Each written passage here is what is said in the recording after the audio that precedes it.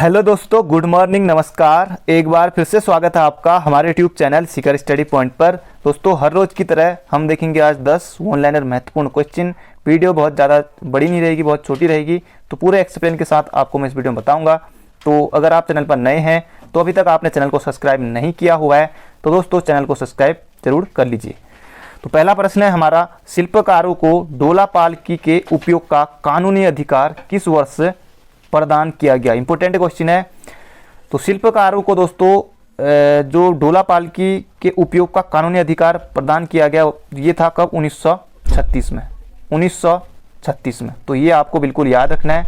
पहली बात, ये डोला पालकी जो ये आंदोलन चला था दोस्तों, ये हुआ कब था? वैसे 1928 या फिर 1930। तो दोनों आपको कहीं ऑप्शन देखने को मिल सकते हैं, दोनों ऑप्शन एक साथ नहीं मिलेंगे। तो ये दोस्तों किसी एग्जाम में कहीं 1928 लिखा है, कहीं 30 लिखा है। 1928 आयोग उत्तर दे चुका है पहले, तो आपको ऑप्शन के हिसाब से ही करना है। तो ये आप बिल्कुल याद रखिएगा। किसके नेतृत्व में? तो दयानंद भारती, दयानंद भारती ने। तो ये आपको बिल्कुल याद रखना है। डोला पालकी आंदोलन का नेतृत्व दयानंद भारती। और यहाँ पर कानूनी अधिकार जो प्रदान किया गया था 1936 में। और ये जो आप शिल्पकारों लिखा है, तो शिल्पकारों ये हटा देते हैं, शिल्पकार।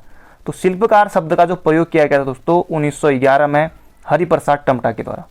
हरिप्रसाद टमटा जो कि अल्मोड़ा से संबंधित थे, उनके द्वारा ये किया गया था शिल्पकार शब्द का प्रयोग। इसका से उत्तर 1936 में।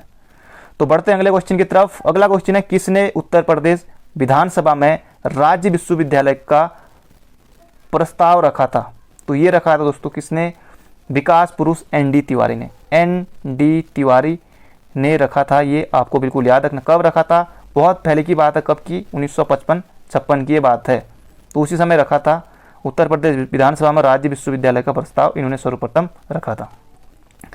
अगला क्वेश्चन है, बैरिस्टर मुकुंदीलाल का जन्म किस जनपद में हुआ था? कई लोगों को लगा टिहरी पौड़ी में हुआ था, लेकिन नहीं, इनका जन्म हुआ था चमोली में। तो जिन्होंने पढ़ा है उनके लिए ठीक है।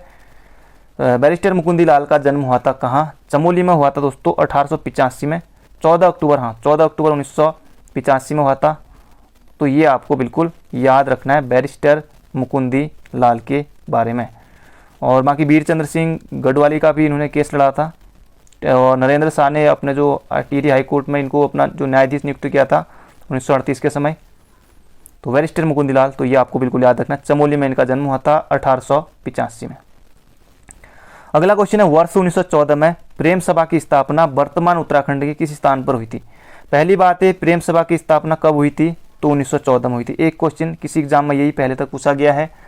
तो वर्तमान उत्तराखंड किस स्थान में हुई थी? तो ये हुई थी काशीपुर में। आपने बिल्कुल सही सोचा है, काशीपुर हो जाएगा बिल्कुल इसका सही उत्तर। और काशीपुर का जैसे नाम देखने को मिलता है गोविसाण, गोविंदगढ़ भी कहा जाता है गोविंद बल्लभ पंत के प्रभाव के कारण। तो गोविसाण, काशीपुर। तो और गोविंदगढ़ भी क्योंकि गोविंद बल्लभ पंत ने की थी, तो गोविंदगढ़ उनके उससे प्रभाव से। तो 1914 में प्रेम सभा काशीपुर में। अगला क्वेश्चन है, उत्तराखंड का कौन सा स्थल महर्षि वाल्मीकि की तपस्थली रहा है? तो ये यहाँ पर पूछा गया है। तो ये हो जाएगा दोस्तों कोट महादेव मंदिर पौड़ी। कोट महादेव मंदिर जो कि कहाँ है? पौड़ी में। तो ये महर्षि वाल्मीकि तपस्थली रहा है। अगला क्वेश्चन है, उत्तराखंड अल्पसंख्यक कल्याण तथा वक्फ विकास निगम की स्थापना कब हुई थी?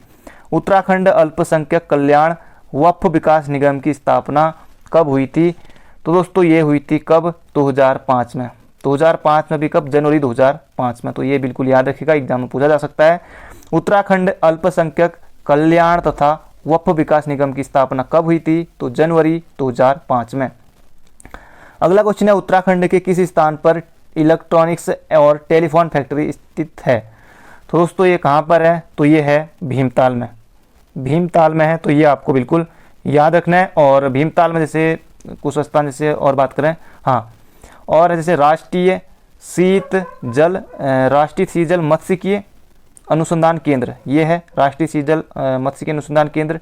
और इसके अलावा ट्रार अनुसंधान केंद्र, वो भी है ट्रार अनुसंधान केंद्र। बाकी और भी बहुत कुछ है। तो ये इसका से उत्तर हो जाएगा भीमताल में है इलेक्ट्रॉनिक्स और टेलीफोन फैक्ट्री। कहाँ? भीमताल, नैनीताल। अगला क्वेश्चन है, नरसिंह ताल स्थित। अब कोई भी एक ताल उठा के एग्जाम में दोस्तों जरूर आता है। तो इसी तरह से यहाँ पर है नरसिंह ताल स्थित है। तो सबसे ज़्यादा जो जहाँ ताल है तो वो वहीं हो जाएगा, ये भी कहाँ? चमोली में। तो तो नरसिंह ताल चमोली में, जैसे चमोली में बहुत सारे ताल मिल जाएंगे, जैसे बिरही ताल है और बेनी ताल है, और जैसे ताल है कौन कौन से ताल है, लिंगा ताल है, सुख ताल है, और कौन से झल ताल है, विष्णु ताल है, बाकी बहुत सारे ताल हैं चमोली में। तो नरसिंह ताल भी कहाँ है, चमोली में। अगला क्वेश्चन है उत्तराखंड की ताम्र नगरी किसे कहा जाता है? तो उत्तराखंड की ताम्र नगरी कहा जाता है दोस्तों अल्मोड़ा को। उत्तराखंड की ताम्र नगरी कहा जाता है अल्मोड़ा को। तो ये आपको बिल्कुल याद रखना, एग्जाम में पहले पूछा जा चुका है। आज का हमारा आखिरी क्वेश्चन है भागीरथी और हत्याहिणी नदी का संगम किस स्थान पर होता है? तो भागीरथी और हत्याहिणी नदी का जो संगम होता है दोस्तों, ये होता है मुखुआ के निकट उत्तरकाशी में। मुखुआ के निकट होता है उत्तरकाशी में। इसी तरह से दोस्तों जैसे पूछा जा सकता है कि आपसे यमुना और हिरण्यबाहु का संगम कहाँ पर होता है? यमुना और हिरण्यबाहु, तो ये होता है कहाँ? खरसाली में। तो ये भी उत्तरकाशी में है। और जैसे भागीरथी और खीर गंगा का संगम कहाँ होता है? ये होता है थराली के निकट। तो इसका क्षेत्र हो जाएगा भागीरथी और हत्याहिणी नदी का संगम मुखुआ के निकट। मुखुआ के निकट। तो दोस्तों ये थे आज के हमारे 10 महत्वपूर्ण वन लाइनर। बाकी आज शाम को मिलेंगे। तो thank you friend, thank you so much.